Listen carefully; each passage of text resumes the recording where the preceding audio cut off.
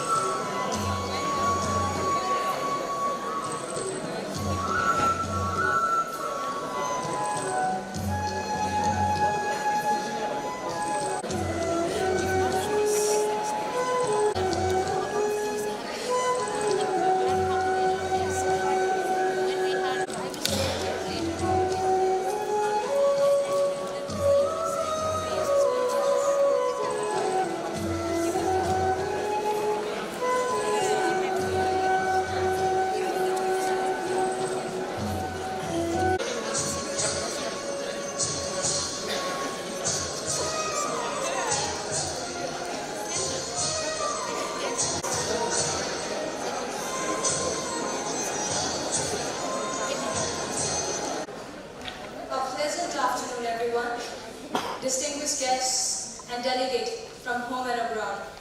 I am Mamta Sivakoti, one of the members of the Kathmandu Dialogue Organizing Committee, and it is my pleasure to be your host for today's program.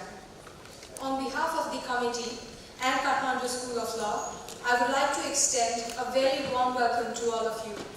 We appreciate you taking time off your demanding schedules to join us today. Today, we shall witness the opening of the first Kathmandu Dialogue, an international summer school organized by Kathmandu School of Law, which focuses on connectivity between and within South Asia and China. This program aspires to truly imbibe the essence of a slogan we have so frequently heard: together we can. Ladies and gentlemen, may I participants of Kathmandu Dialogue. We have delegates from 7 countries joining us. Please give it up for our delegates.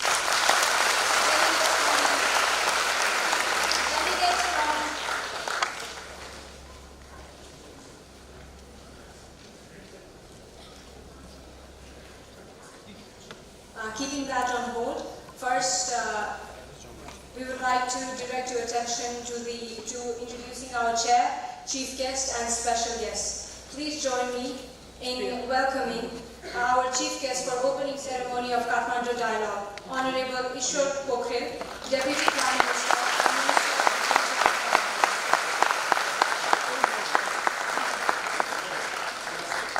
of Professor Madhav Prasad Acharya of Kathmandu School.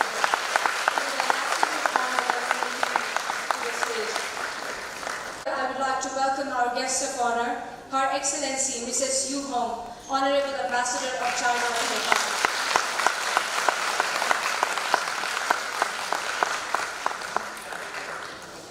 Let us now welcome the person without whom the idea of Kathmandu Dialogue would not have come to life, Professor Dr. Yuvraj Samrola,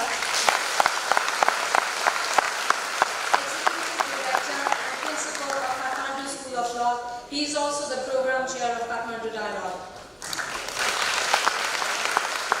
To our special guest, Honorable Dr. Govinda Prasad Kusum, Member of Public Service Commission, Nepal. Sahayak Rathi, Mr. Gokul Bhandari, Brigadier General of Nepal Army.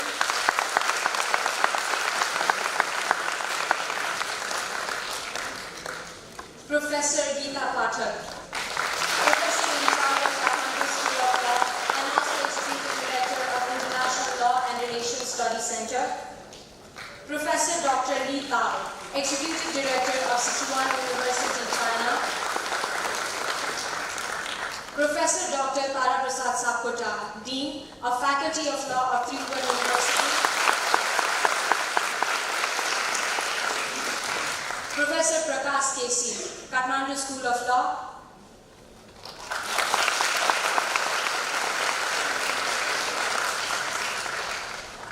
Professor Hong Kong Rana, Kathmandu School of Law. Professor Kumar Ekam, Kathmandu School of Law. Professor Dr. Tara Prasad Dr. Kharga Kesi, Associate Professor, Tripura University. Associate Professor, University of Jammu, India. Mr. Muhammad Mustafa Hussain, Assistant Professor, Brat University, Bangladesh. Mr. Ismail, Manager, Pakistan Institute of Future. Ladies and gentlemen, let us now welcome our delegates. We have delegates from 7 countries joining us. Delegates of Bangladesh, please let's give them a big round of applause.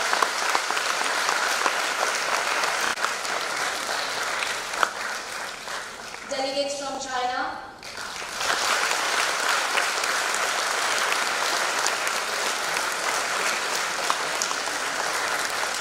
Delegates from India.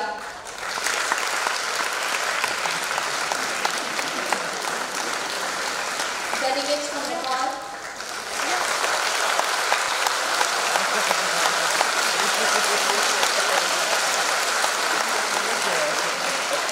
Delegate, our solo delegate from Uganda.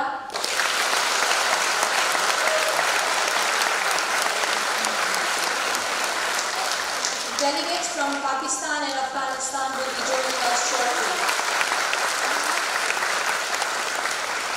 Now, in continuing the process of welcoming our guest, I would like to invite Administrative Chief of Kathmandu School of Law, Mrs. Sudha Kesi, and Mr. Harisaran Khatri to take their respective seats.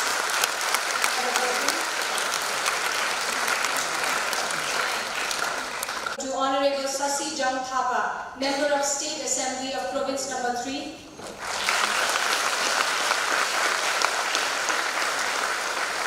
Honorable Navras Gelal, Head of District Coordination Committee, Bapur. Honorable Vasudev Thapa, Head of Suryavinayak Municipality. And Honorable Som Prasad Mishra, Head of Changunara Municipality. I'd like to welcome our faculty members, staffs and students from Kathmandu School of Law who greatly contributed to the realization of this program. With this, let us proceed with the inauguration. Our Honorable Deputy Prime Minister Ishwar Pokhriyal will now inaugurate the first Kathmandu dialogue by lighting the lamp. To display respect for the fire, or page as we call it in Sanskrit, let us welcome the peace and positive brightness with a great round of applause.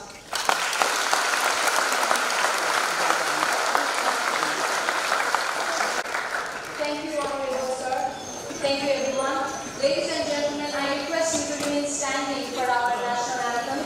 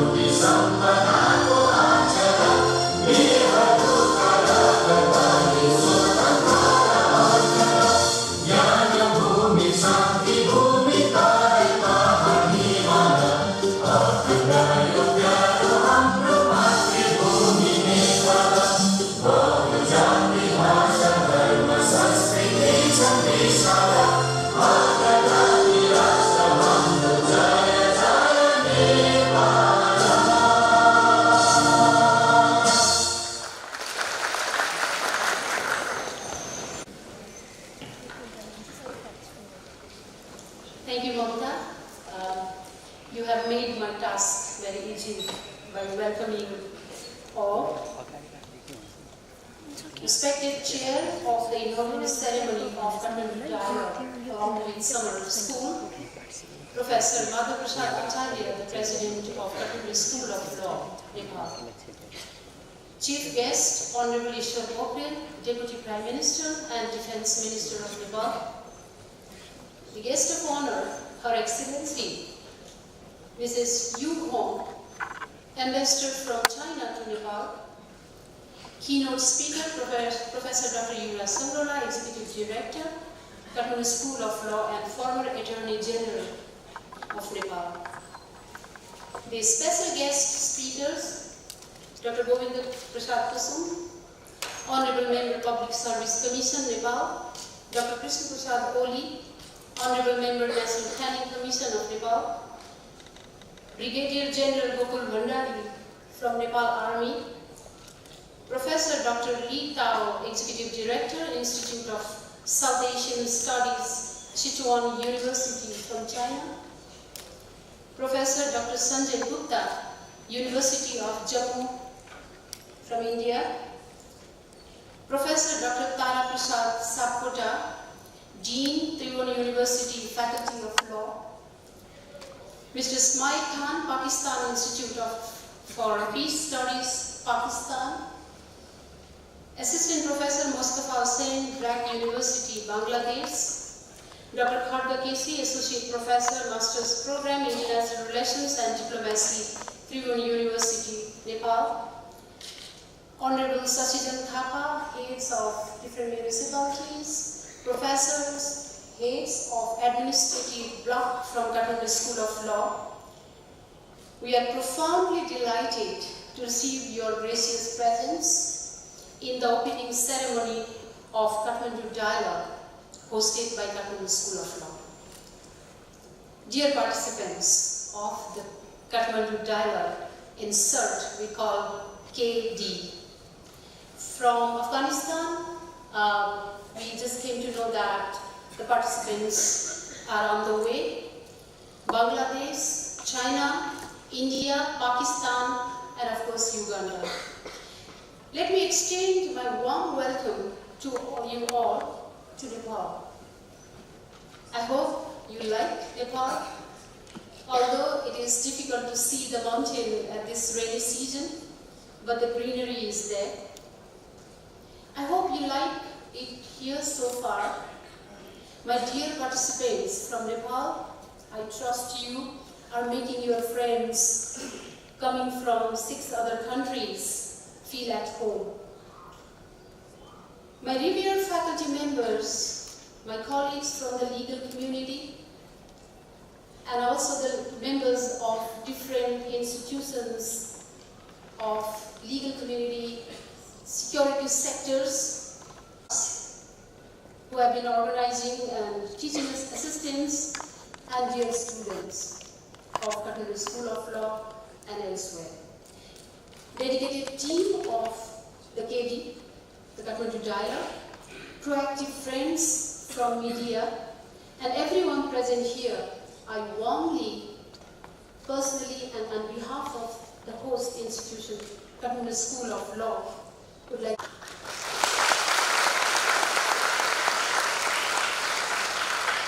a brief introduction about Kathmandu Dialogue actually requires me and encourages me to speak briefly about KSL's initiatives and members. 18 years ago, when we were laying down the foundation of Kathmandu School of Law, little did we know that our sapling would grow to be a magnificent tree that would yield fruits for not just the national community, but also the international community, as we can see the gathering from various countries as of now. And the International Law and Relations Study Center in CERT, we call it ILRSC, a young branch of KSL, deserves a special appreciation in this regard. Whether it be it for a marked achievements in KSL's participation in different programs, I always take pleasure jealously protecting some of our programs, that is moot court competitions since its establishment, including in Jessup Cup being held in Washington, D.C. States on Hendiduna, the humanitarian law program. Here we have one of the issues to discuss in the dialogue. For bolstering the effectiveness and outreach of KSL's flagship international programs, such as the Winter Residential School on Economic, Social and Development Right, popularly known as ESDR. Himalayan Film School, where we organize with Sydney University Law faculty every year, and now for the path-breaking initiative, the first initiative, the Kathmandu Dialogue. I have an immense pleasure to welcome you in this dialogue. To briefly introduce the KD, we did not let the fact that this is the maiden year of this program prevent us from thinking big, which is reflected in this year's theme, that is international law and Asia-Pacific connectivity for shared future through economic, social interactions, which is the motto of Kathmandu School of Law from the very inception we have been fostering out. When we talk about the dialogue, my friends, Kathmandu Dialogue is not just about superficial theoretical monologues from lecturers that is detached from social reality. and practicability. KD is a dialogue between thinkers from various walks of life, a dialogue for identifying common concerns and common solutions, a dialogue for global connectivity, of course, with special reference to our own region, connectivity for propagating research-based debates and conclusions in areas such as human rights, along with humanitarian law, philosophy, and many more other disciplines. In business, there are some issues that we have also kept in KD's content, that human rights in business and supranational financial institutions, that we will be talking and debating the role of these institutions, to what extent have they been able to foster the concerns of our region. And this will not be possible without our collective efforts. The collective efforts not just of one country, the collective efforts not just of the countries present over here, the countries elsewhere, in and outside the scene. I will not encroach upon the designated time to the keynote speaker and other valued guests that we have long known here present in this occasion. Once again, I would like to repeat with humble submission that actually use many countries like swaga. The accent is different, like swaga, swagatam, salam, ni hao, if I'm not incorrect that I've been using this word, for Uganda, karibu, and the global language that we have been using.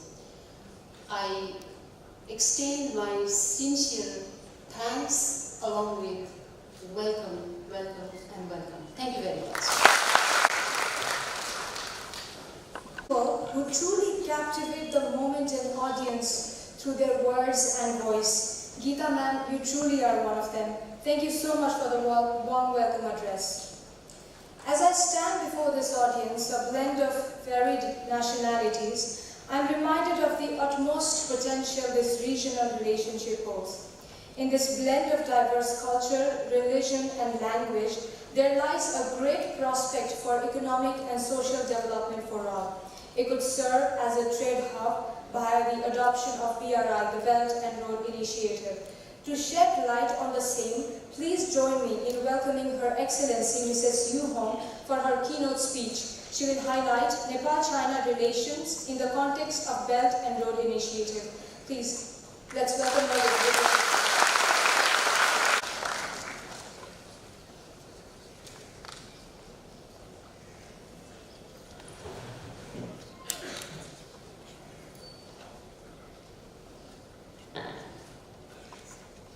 Honorable Deputy Prime Minister and Defense Minister, Mr. Ishwar Patel, Mr. Madhav Prasad Acharya, Chairman of Kathmandu School of Law, Mr. Yogaraji Sangrola, Executive Director of Kathmandu School of Law, professors, dear students, very good afternoon to every one of you. It's my honor to be invited to attend this first Kathmandu Dialogue and get this special opportunity to speak here. On behalf of the Chinese Embassy in Nepal, I extend my warm congratulations on the opening of this dialogue and wish this dialogue a great success. Kathmandu School of Law engaged itself in promoting China-Nepal cooperation and exchanges, as well as the mutual understanding and the cooperation between China and the South Asian countries. It focuses on major development issues and sets up international dialogue platform, for which I believe deserve an appreciation and strong support. What impresses me most is that the school strives to push young students into communication and discussions on the major issues of the current development, help them better understand our era, and stimulate their enthusiasm and responsibility for common prosperity. Nowadays, the world is full of challenges and faced with unprecedented great changes and profound readjustment. People of all countries expect development. Global growth requires new drivers. Development needs to be more inclusive and balanced, and the gap between the rich and the poor needs to be narrowed. 1 century ago, it is impossible for one to imagine that production factors could flow so freely throughout the globe as today. However, with the development of science and technology and improvement of productivity, economic globalization is driving forward in an irresistible manner. The infrastructure is extensively connected. Global trade keeps growing. Global governance mechanism is increasingly improved, and exchanges among people become unrepresented, profound. The realization and the development of economic globalization is not only necessary, but also possible as well.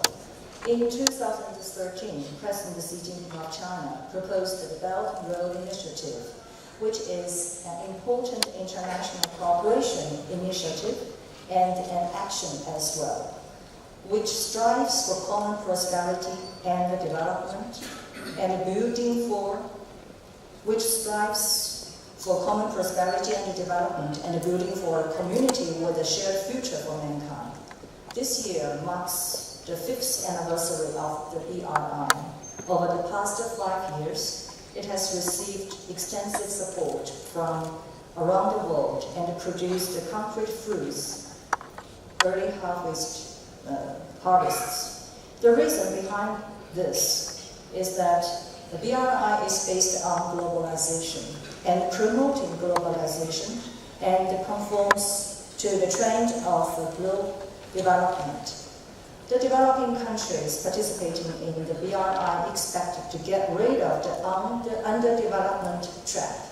So far, nearly 90 countries and international organizations have signed BRI cooperation agreement with China.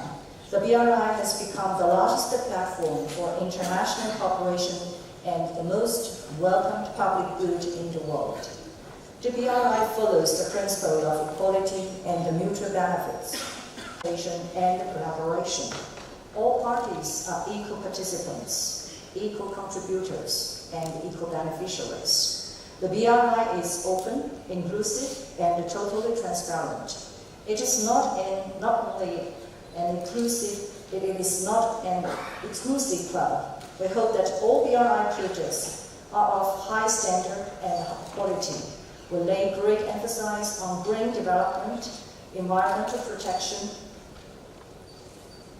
and debt sustainability. We are aware of the importance of heeding the realities of different host countries and accommodating their actual need. The BRI actively forges great synergy with development strategies among countries and enable complementarity of the strengths, unlocks more potential and broader space for cooperation. The BRI is based on rules and has always been conducted within the confines of international rules and law.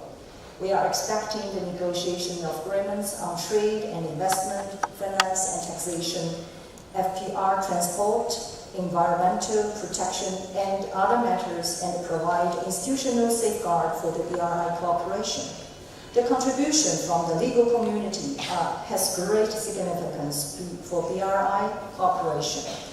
The participating countries shall pay attention to the soft connectivities of policies, rules, standards, improve the legal safeguard, create a law-based business environment, and deepen legal exchanges and international cooperation. China and Nepal are friendly neighbors linked by mountains and rivers. For a long time, the two countries respect each other and treat each other equally. Political mutual trust and the friendship between peoples of the two countries is the most precious part in China-Nepal relations. Recent years has seen rapid development of bilateral relations with cooperation between us expanding extensively. China and Nepal signed an MOU on the BRI in 2017, which opens broader space for the development of bilateral relations. In June this year, Right Honorable Mr. K.P. Sharma Oli, Prime Minister of Nepal, made a successful visit to China. The leaders of the two countries reached extensive consensus on consolidating China-Nepal relations and advancing pragmatic cooperation, and decided to enhance connectivity encompassing such vital components as ports, roads, railways, aviation, and communications within the overarching framework of Trans-Himalaya Multidimensional Connectivity Network. The Chinese engineers devote themselves to the construction of major projects in Nepal, leaving their families far behind. According to the statistics of Nepal, in terms of FDI in Nepal, China has marked the number one for 3 consecutive years. In the first half of this year, the number of Chinese tourists visiting Nepal reached 70,000. Air routes between China and Nepal have been opened with 90 flights each week now. About more than 6,000 Nepalese students are now studying in China. The BRI has opened a broader space for cooperation between us. China will continue to support Nepal in economic and social development within its capacity and assist Nepal to realize the goal of prosperous Nepal, happy Nepal. China also enjoys extensive cooperation with other South Asian countries. China-Pakistan Economic Corridor as a leading major project of BRI, maintains fastest progress. This is the cooperation for the benefits of all the Pakistani people. China and Bangladesh focus on advancing the cooperation of infrastructure, trade and investment, and the development aid. The construction of major projects between China and Bangladesh is undergoing smoothly. The Chinese side has provided necessary financing support in this regard. The leaders of China and India have met for 3 times since this year, which highlights the great importance attached by the leaders of the 2 countries to the China-Indian relations. Both as Asian civilizations, China and India are important neighboring countries to each other and major developing countries with more than 1 billion people. The development of the 2 countries is not only the prosperity and the progress for the 1/3 of the world population, but also the great progress that has never been seen in the history of human civilization. The 2 countries share far more common interests than differences. More than 30 dialogue mechanisms have been established between China and India. The value of bilateral trade reached $84.4 billion last year. More than 800 Chinese enterprises investing in India, creating over 100,000 jobs. More than 20,000 Indian students are studying in China. China and the countries in South Asia are important partners for cooperation. China wants to live in harmony with all countries in the region and supports their development. China is the biggest neighbor of South Asia, and India is the largest country in South Asia. China is ready to deepen mutual trust with all South Asian countries and work together with India and make greater contribution to the development of the region so that the people living on both sides of the Himalaya will enjoy peace, stability, and prosperity. Today, young students from China, Nepal, Pakistan, India, Bangladesh, and other countries gather in Kathmandu. The young students are here to discuss the cooperation between China and the South Asian countries and the development of China-Nepal relations. This is the responsibility of the young generation. Young students are not only the future and the hope of their respective countries, but also the hope of world development and cooperation. I wish all young students learn from each other, have a better communication, and contribute their wisdom and strengths to the common development of China and the South Asian countries. Thank you very much.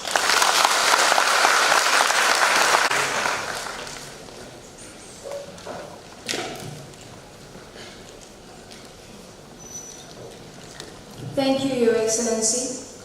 BRI initiative could indeed be a way forward for the integration of the region into a cohesive economic area through building infrastructure, increasing cultural exchanges and broadening trade. We are hopeful that the Kathmandu dialogue will contribute to bolster this initiative. Nepal only recently adopted a new constitution which introduced a federal structure in the country. It was promulgated on September 20, 2015. Now to elaborate on it and to give insight on Nepali governance system, I would like to invite Honorable Dr. Govind Prasad Kusum for his speech on conflict, security and governance in Nepali context.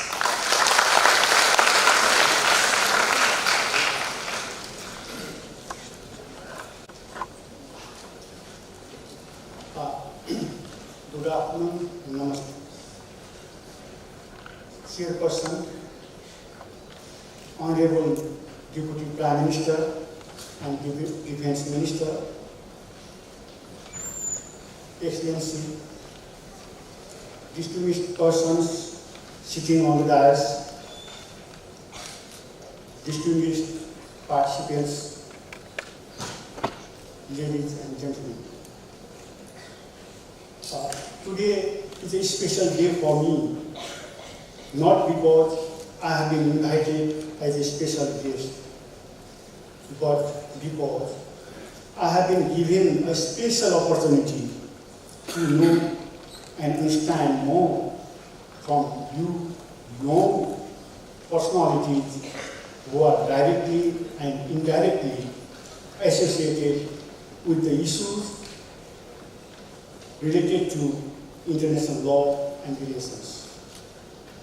Kathmandu School of Law has organized this important event, naming Kathmandu Dialogue, that carries a deep meaning.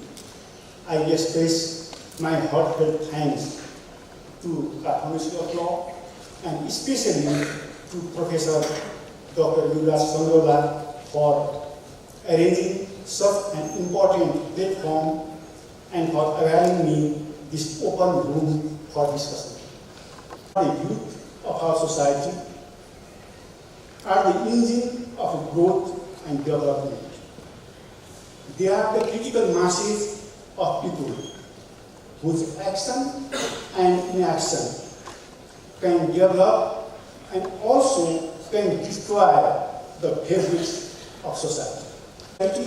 Lies on their shoulders of how productive and creative the youthful populations are.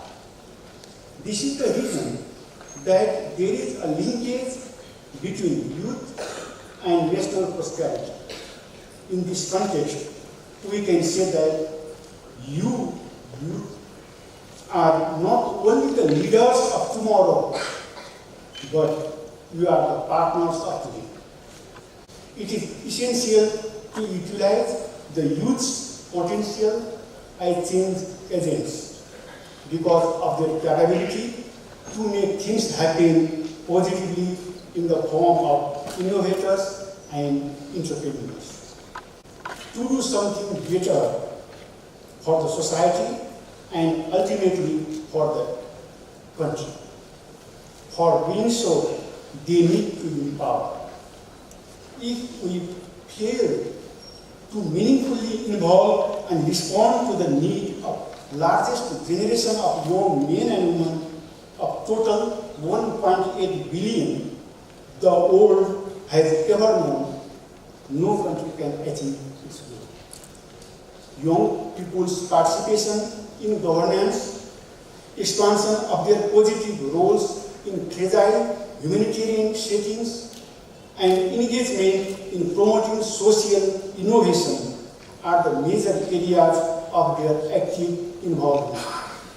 It can be made meaningful once a common forum for dialogue is created and disseminated the outcomes of deliberations on bilateral and multilateral socio-economic issues. I am quite willing to quench the thirst of the need of today. As you have come to know, Nepal experienced so many vicissitudes within the period of last 20 years. People's movement for multi-party democracy in 1990s, 10-year-long march to People's War, post-conflict peace building, constitution making by the Constitutional Assembly, and lastly, general elections for federal government, Pradesh government, and local level governments are some of the major happenings that changed the socio-political environment of Nepal. But were brought on track through the wit and wisdom of political leaders who managed the internal problems and issues through dialogue and discourse, despite their wide range of ideological differences. If we pass back, the ups and downs occurred in the period of last 2 decades, we find crucial decisions in national levels were made unanimously by the leaders even in the last minute of difficult times. From bullet to ballot, a major ideological transformation happened to be possible after signing the Comprehensive Peace Accord in November 2006. It did happen because of the political wisdom of the leaders of both sides, the government side and the Maoist side, the then Maoist party. The first elected Constitutional Assembly, however, was not able to draft a new constitution due to the various internal, social, and political factors that also became instrumental to keep continuing the political vacuum in local levels and created failing coalition governments in central level. This kind of situation, known as political transition, brought a sensitive question. Can Nepal find political stability? The country witnessed chronic political instability that damaged Nepal's development and prosperity since long. During that period, it was very difficult to say that there was a good governance system inside the country. Ultimately, drafted and promulgated the Constitution of Nepal in 2015, which opened a new vista of political stability and national development. On the basis of the Constitution of Nepal, a historical legislative elections took place last year. The Left Alliance of the UNL and Maoist Party swept the majority, winning nearly 55% of the total parliamentary seats, replacing the ruling Nepali Congress. At present, the government of the Communist Party of Nepal is gearing up for prosperity and development of Nepal and its citizens. Development does take place under the umbrella positive mindset of citizens, followed by their hearty support to the government in its endeavor of national development. As a matter of fact, we are underdeveloped, not because we are unable to develop our country, but because we started our developmental process later rather than the developed countries. In this context, Nepal needs benevolent and generous support from our friendly neighbors, mainly from India and China, in each and every step of our developmental efforts. Presently, these development-related programs require more and more assistance than before. To bring benevolent support in its maximum level, P2P, that is people-to-people relationship, is more effective and result-oriented than G2G relations. Sometimes G2G relations are weakened due to the political and diplomatic sensitivities. Virtually, it's hard to manage impression and sensitivity. This is the reason that a separate topic on impression management is taught to the management students in the colleges. We need to understand the true relations between two countries can be managed and strengthened through public diplomacy, citizen exchanges, and connectivity of people. This kind of tool can create conducive environment to make things happen in a positive direction. The century of India. These youth are from various communities, private sectors, universities, and non-government organizations. They all are from informal sectors. Informal sector is stronger than formal sector because it does not have hierarchical system. Youth are the private citizens who can change the negativity into positivity. Effective bilateral relations can be developed not only from the hands of lawmakers but from the palms of youth citizens.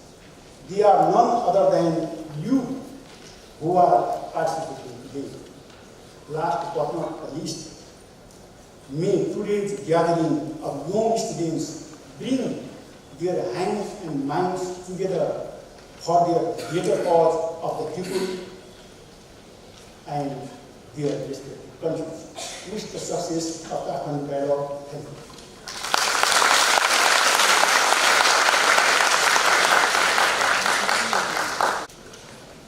Thank you, sir.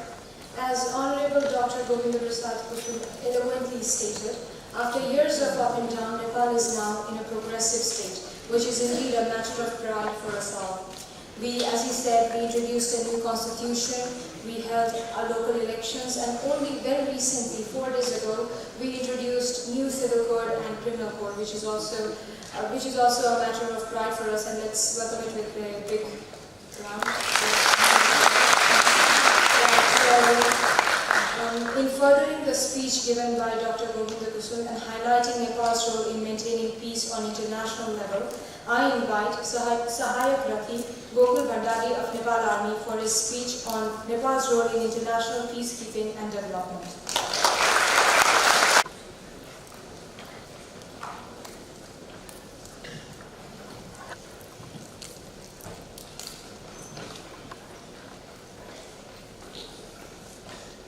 Chief Guest, Deputy Prime Minister and Minister of Defense, Her Excellency Ambassador of China to Nepal, Professor Geeta Ma'am, distinguished guests, students from different nations, ladies and gentlemen, good afternoon. In fact, I have been given only 5 minutes to deliberate on Nepal's role in international peace. So I will try to finish within 7 minutes. First of all, I express my gratitude to this Kathmandu School of Law for invitation in this grand occasion. I am very glad to brief you on Nepal's role in United Nations peacekeeping missions in this Kathmandu Dialogue Forum. Nepal became the member of United Nations in 1955. Since then, Nepal is actively engaging in different activities including peacekeeping operations. Today, I will be focusing on United Nations peacekeeping operations that Nepalese Army has been contributing in different parts of the globe. Ladies and gentlemen, the history of Nepal Army in peacekeeping mission started in 1958 by deploying 5 military observers in Unity, Middle East, Lebanon. However, the first Nepalese contingent was deployed in Egypt in 1974. Currently, the Nepalese Army personnel are serving in United Nations headquarters, field headquarters, fields of different countries as Deputy Force Commander, Sector Commanders, contingent members, military observers, liaison officers, staff officers. Even Nepal police and armed police forces are serving in different parts of the globe for the peace. Devotion of troops to duty and excellent performance has been widely acclaimed. They have also successfully carried out the most challenging as well as complex tasks.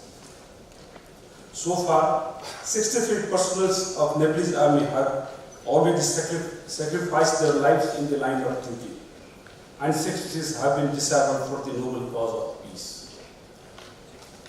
Presently, Nepal is the 6th largest troops contributing country for United Nations peacekeeping operations. Nepalese army has contributed more than 120,000 troops in 42 different UN missions, and currently 5,031 troops are serving in 12 different UN missions in 11 countries, as DR Congo, South Sudan, Sudan, Morocco, Israel, Lebanon, Mali, Syria, Central African Republic, Iraq, and Libya. This year, Nepal is celebrating 60 years in peacekeeping operation by organizing various programs within and outside the country. Ladies and gentlemen, today Nepal is one of the reliable troops contributors in the UN peacekeeping operations, and the performance of the Nepali troops in the field has received wide acclaim from the entire global community. The Nepalese Army headquarters has created Directorate of Peacekeeping Operations in the Army headquarters. The Directorate is responsible for managing the contribution process, including selection and pre-mission training and capacity building. Likewise, the Government of Nepal established the Peacekeeping Operation Training Center in South BPOTC in 1986 at Pansta, which is around 60 kilometers from Kathmandu. It includes a training unit, a research and development unit, and a demonstration and security unit. The main objective of this training center is to provide high standard trainings to the peacekeepers. The center also provides international standard trainings such as UN Contingent Commander Course, UN Logistic Course, UN Staff Course, etc.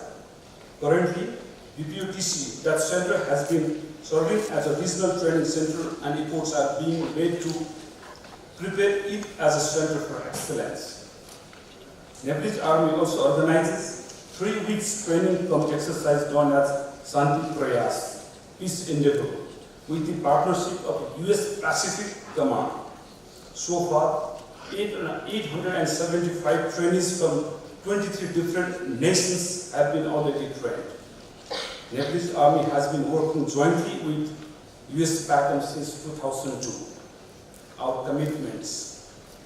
Nepal appreciates UN for the trust it has bestowed upon Nepalese Army as one of its reliable troops contributing country.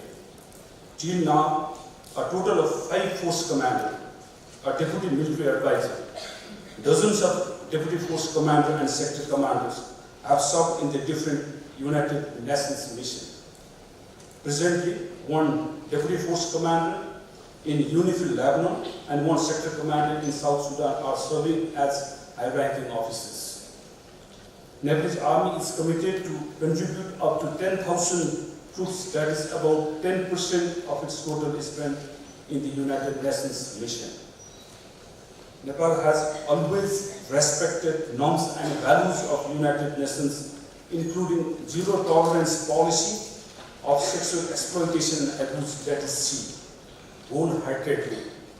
In order to ensure this, Nepalese Army provides trainings and classes in C before deploying troops in the mission areas. In fact, troops will be deployed in the mission areas only after receiving C clearance from the United Nations Department of Peacekeeping Operation. Ladies and gentlemen, now I am going to talk on women participation in UN peacekeeping mission. Nepalese Army has integrated concept of gender equality and is emphasizing to increase women participation in peacekeeping missions. Moreover, United Nations is also hoping to increase number of women in peacekeeping operation. Under Secretary General Jean-Pierre Lacrosse, who recently visited Nepal, also emphasized to increase participation of women peacekeepers. Currently, 158 women peacekeepers are serving in the United Nations peacekeeping operations, and a total of 1,153 have already participated in UN peacekeeping missions. Nepalese Army is targeting to reach on United Nations Department of Peacekeeping Operations foreign policy to increase up to 15% of women participation as United Nations military observer and staff officers. Nepalese Army has implemented this policy, due to which the female officers are serving as United Nations military observers and staff officers. In conclusion, Nepalese Army has been experiencing 60 years in peacekeeping missions around the globe. All ranks and fights of Nepalese Army have contributed to build peace by following the course of UN peacekeeping operations and other humanitarian agencies. The force, with a history of more than 255 years of establishment, looks forward to contribute to world peace regardless of odds and hardships. Peace is inevitable for the development of any nation. Nepal is always committed to contribute peace for the noble cause of peace. With this, I came to end here. I just want to say, dear guests from the different countries, wishing you a very comfortable stay in Kathmandu or in Nepal. Have fun and good luck. Thank you. Thank you so much, sir. Your efforts in keeping the world a safe place is exemplary. Your address was really informative and detailed, and though I do not know how to salute in a very army-ish way, thank you and Jai Nepal.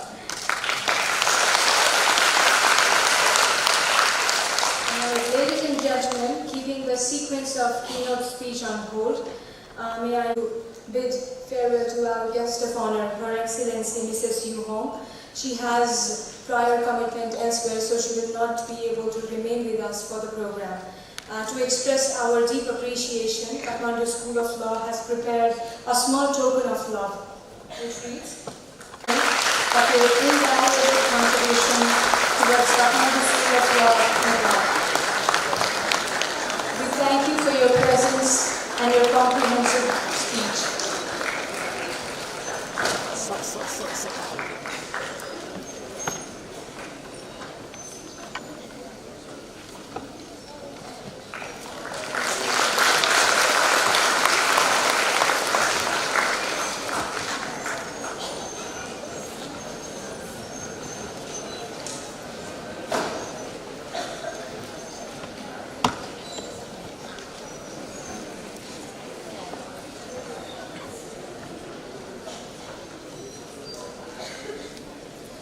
Our keynote speech, I would like to welcome Professor Dr. Li Tao for her address on China-Nepal relations and way forward.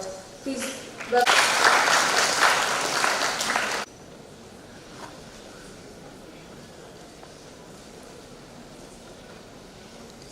Distinguished duty programmers for Korea, Professor Sangarena, distinguished guests, dear students, ladies and gentlemen, good afternoon. I'm very honored to participate in the first Kathmandu dialogue. As my ambassador really mentioned, the current Sino-Nepal relationship has become a very crucial moment. In October 2017, the 19th International Congress of the Communist Party of China was convened. The 30th National People's Congress was held in March 2008.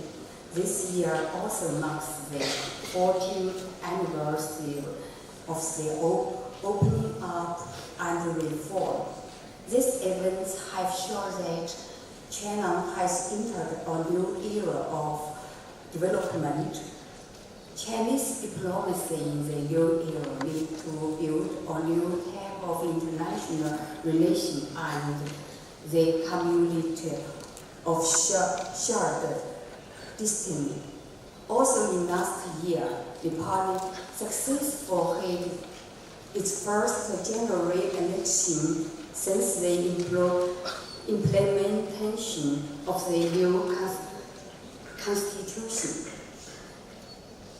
The communist government is committed to the target of prosperous Nepal, happy Nepali. take the construct of Nepal into the new phase. In this cocoon, the development of China-Nepalese relation is also finds new opportunity and changes. To this end, I would like to make the 10 suggestion for the enhance of China-Nepali relations. First, help Nepal in the establish its as a peaceful and neutral state, and thereby eliminating the risk of being sacrificed as a battlefield of big power game. The straight differentiation of relations with Nepal and neighbor and with non-neighbors in DD. The West has different interest concern in Nepal as compared with that of neighboring states. Stricter neutrality of equal extent between China and Indians leading to neutral side is to be encouraged.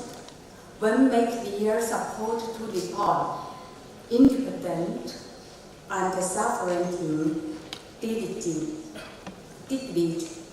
Indians' interest, if it is reasonable, should also be taken into consideration to a certain extent. Second, China needs to cherish Nepal's strategic location as not only a bridge between China and South Asia, but also a safety wave for Asia. Policy of non-interference into domestic affairs of Nepal and do not allow external interference into domestic affairs of Nepal. China may consider activity having in joined into Shanghai Cooperation Organization like the Pakistan and India this year become for members. Third, to offer a strong support to the development of transit trade involve China, India, and Nepal. Then fund of Himalaya Cooperation Group. Fourth, to cherish exchange with Nepal policy parties and its government-to-government cooperation. Fifth, to develop infrastructure construction between China and Nepal, where hence Chinese participate to the post-disaster reconstruction work in Nepal. Sixth, to encourage Chinese entrepreneurs investment in Nepal.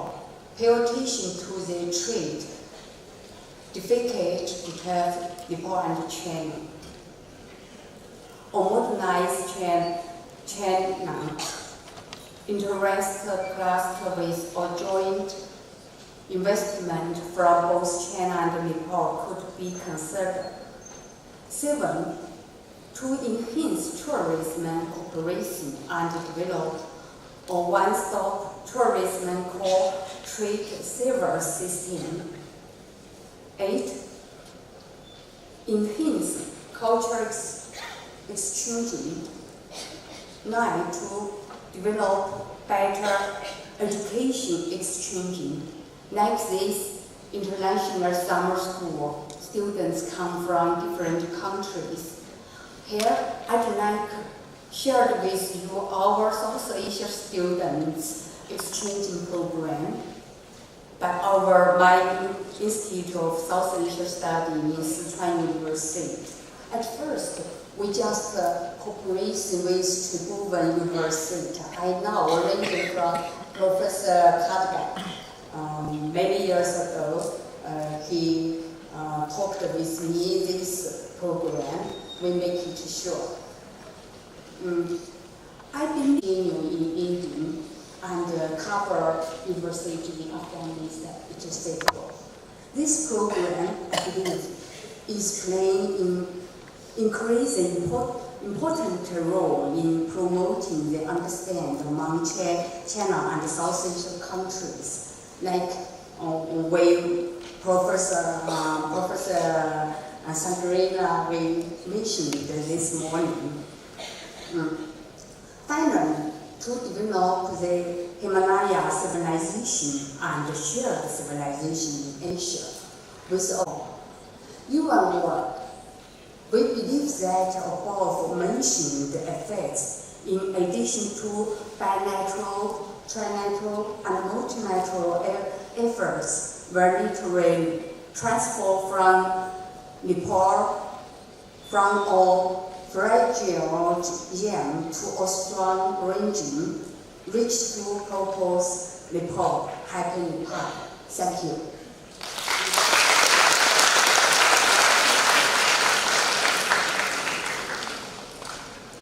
Thank you, Professor. Indeed, the relationship between Nepal and China can be traced back to ancient times.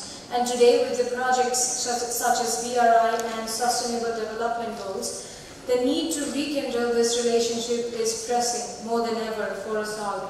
Thank you, Professor, for providing meaningful visions in forwarding the China-Nepal relations.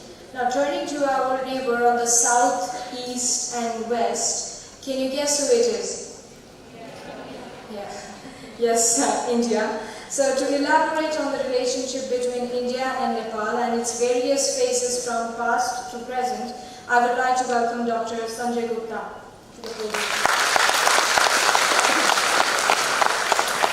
Thank you, dear lady. Honorable Chief Guest of the function, the dignitaries on the dais and off the dais, aap sabko mera namaskar. I am, sir, in a dilemma. Dilemma in the sense that before speaking on the Indo-Nepal relationship, I am in a dilemma that whether I should give my wishes to the Kathmandu School of Law for this program, or I should congratulate them that this program has already been a success. I think I should go with the second part.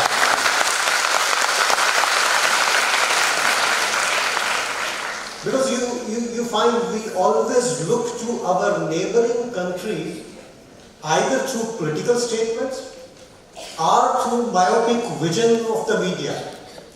And this dialogue gives us a chance that we should have one-to-one interaction. We should understand each other. And if you look to the faces, the faces of the students and the faculty members sitting in the hall, you'll find they are really very happy. They are very happy to know that there is no militancy somewhere in India or Pakistan or in China or in Nepal. Everybody is same human being living here, breathing the same air and enjoying the moment. Right, sir? No,